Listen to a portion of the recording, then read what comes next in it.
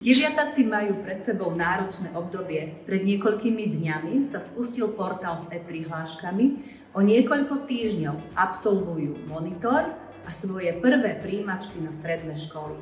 Tak sme sa vybrali za nimi s otázkami, ako to celé zvládajú, ako im to ide a možno opýtať sa ich na to, ako sa majú. Už podával e-prihlášky tento školský rok? Áno, podával. No a mal si s tým nejaký problém? Áno, mal. Tie papierne duálne vzdelávanie, tam bol trochu problém, ale ešte to s otcom budem riešiť aj so školou, takže uvidím. Bolo problém skôr sa na tej stránke orientovať. Pri výbere budúceho povolania ti niekto pomáha? No ani nie, tak viem sám, čo chcem robiť. Moja staršia sestra, nie, to bez nej by to nebolo. Ty už vieš, čo by si chcel robiť v budúcnosti? Fúha, asi vojaka.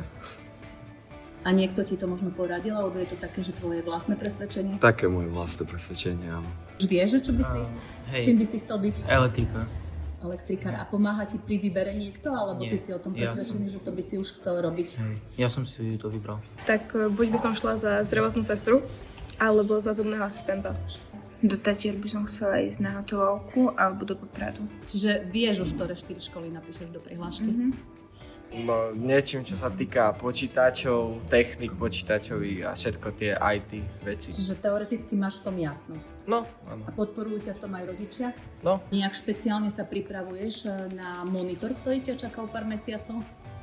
Tak trošku je. Doučka. Dvakrát do týždňa. Takže mám stres. Či máš takú väčšiu zodpovednosť v seba? Stres úplne nie, ale očakávam nejaké, ešte, že to nejako príde, pretože ten stres za chvíľu myslím, že nejako dojde, pretože už to je celkom blízko. A čo sa týka povolania, už máš v tom jasno? Celkom aj hej, pretože ako rád by som bol doktorom, ale neviem, či sa to podarí, tak snáď sa to darí. Ako špeciálne sa pripravuješ na monitor? Robím doma testy aj na doučkách. Vôbec ako, iba tie doučka, čo mám v škole. Ja takisto asi iba na doučovaniach a to je všetko. Čo by si odkázala tým mladším žiakom, ktorých monitor ešte čaká o niekoľko rokov? Aby sa učili, dávali pozor na hodinách. No určite by som dával pozor na tých hodinách a snažil by som sa učiť čo najviac, pretože potom to bude jednoduchšie. Snažiť sa vzdelávať možno aj doma. Možno by som sa viacej venoval matematike, lebo tu veľmi nemám rád. Aby si udržávali dobré vzťahy v kolektíve v triede.